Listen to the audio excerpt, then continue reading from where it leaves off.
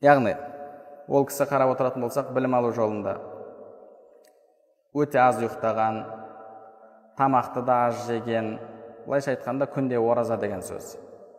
Күнде ораза, және үйленуге де уақыт таппаған. Үйленуге уақыт таппаған. Білімге деген махаббат соншалықты, үйлену жасына келгенде де ол кісіде үйленуге қызығушылық болмаған. Жалпы имамдарымыз үйлену, егер адам зинаға түсіп қаламын деп қорқатын болса, мүмкіндігі болса, үйленуге уәжіп болады дейді. Үйлену уәжіп болады. Ал егер ауру болатын болса, мысалы жұқтыратын ауруы бар, немесе бір ұстап қалатын дерті бар, дерті сол ұстап қалған кезде жанындағы адамдарға зиян жеткізуі мүмкін. Сондай жағдайда егер әйелге зұлымдық жасайтын болса, онда ол адамға үйленуге болмайды дейді. Осылайша жалпы үйленудің үкімі өз бөлініп жатады. Үйленудің үкімі бөлініп жатады. Үйлену жалпы парыз емес. Парыз емес. Яғни имам ан-Науави рахмаулла парыз болған бір амалды тастаған жоқ. Парыз болған амалды тастаған жоқ. Білімге өзін арнады.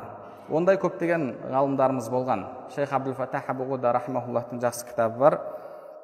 Әл-Улама ул-Уззаб аллазина атharу ал-илма аля az-заваж.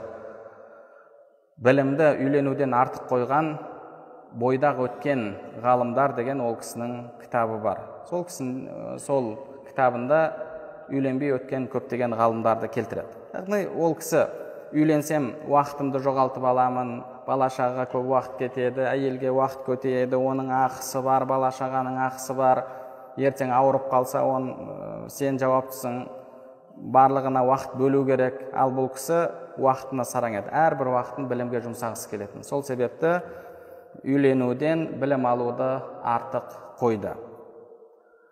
Өкінішке қарай сондай білім жолында жүрген жігіттер бар, үйлену үшін білім алуды тастайды. Имам ан-Науави білім алу үшін үйленбесе, үйлену үшін білімді тастайтын жігіттер бар.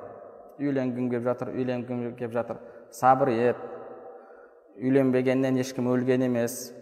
2-3 жыл болса да сабыр ет десе, жоқ, сабыр ете алмаймын деп, сөйтіп үйленеді. Ол үйленгеннен кейін ертең мысалы әйелі көтереді, басқа, сонымен білім қалып жатады. Білім қалып жатады. Одан кейін мысалы араб еліне барып білім аламын дейтін болса, бойдағы адамға жеңіл. Барады, 5-6 студентпен бір пәтерді жалдап тұра береді. Мысалы жалпы жатақханаға кіріп кетіп, жатақханада тұра береді. Ал үйленген адам ол нәрсенің барлығынан махрум болады. Яғни олай ол кез келген былайша айтқанда бір тесікке кіріп кете алмайды білім алу жолында.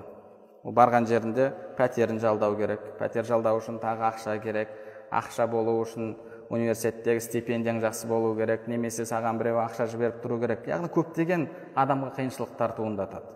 Ал 5-6 жыл сабыр етсең, біліміңді аласың, тамамдағаннан кейін асықпай үйлене берсе, жалпы 40-қа келіп үйленіп жатқандар бар.